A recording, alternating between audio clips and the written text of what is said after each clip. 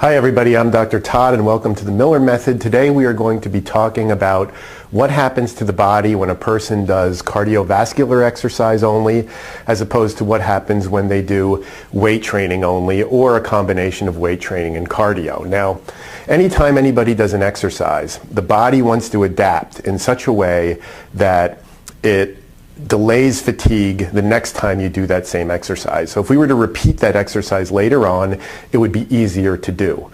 So if we think about cardiovascular exercise, and let's take running for an example, one of the things that the body wants to do in response to running is get lighter. The lighter you are, the less work, the less energy it requires to move your body down the road if you're running.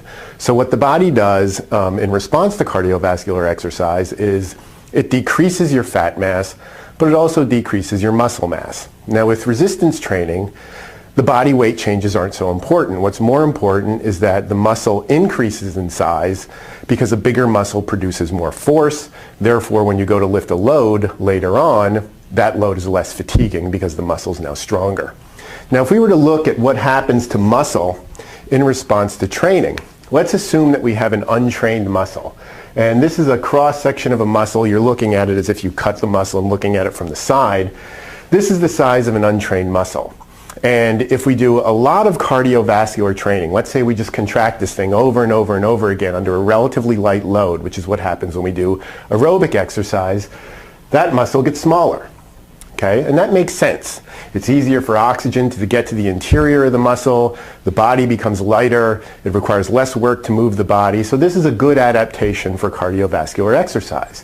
When we do weight training, the opposite happens. The muscle fiber gets larger because the larger the muscle fiber is, the more force the muscle can produce and the more fatigue that can be delayed as a result of that training. Now what if we combine weight training and cardiovascular exercise? If we do this with the right volume, with the right intensity, the weight training plus cardio muscle doesn't really change in size. So these adaptations, weight training and cardiovascular training, they offset each other. So you might ask yourself, well then why do it? So we do it because remember we said that weight training increases the metabolic rate and can burn a lot of calories at rest. The cardiovascular exercise burns a lot of calories during the activity itself. So what does this actually look like? If we were to do just cardiovascular training and do a lot of it over and over and over again, we would have, as I said, a decrease in fat and decrease in muscle. And let's put a picture up on the screen and take a look at what that looks like. So this person here is Paula Radcliffe. She's an elite level marathoner. And you can see that she's very lean. She has a very low level of body fat. She also has a very low level of muscle. And this makes sense, especially upper body musculature, because the upper body is not really involved in running. So if you do a tremendous amount of aerobic exercise, that's what you're going to end up looking like. Now, on the right, we have a picture of Nicole Wilkins. And Nicole Wilkins is a competitive figure competitor. And what she does mainly is lift a lot of weights and do moderate levels of cardio. So what happens in her case is she retains the muscle mass that she has, and the resistance training allows that to happen, but she also burns a lot of calories through the aerobic training that she's doing. So you can look at these two people, and it seems simple, but you can basically say, which one of these looks do I like better? If I want to look like the elite level marathoner, and this is overly simplistic, but it's pretty true, if you want to look like somebody who runs marathons, then run marathons, and that's what you're going to look like.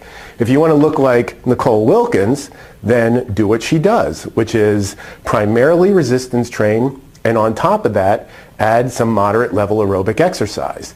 So the combination of aerobic exercise and resistance training is not going to result in some bulky look. Women are always concerned that if they lift weights, they're going to get bulky. In the next episode, we'll talk about physiologically why that doesn't happen. We'll talk about what are the main differences between men and women, why men get bigger in response to resistance training, and why women simply don't have the physiological machinery in order to do so. Thanks.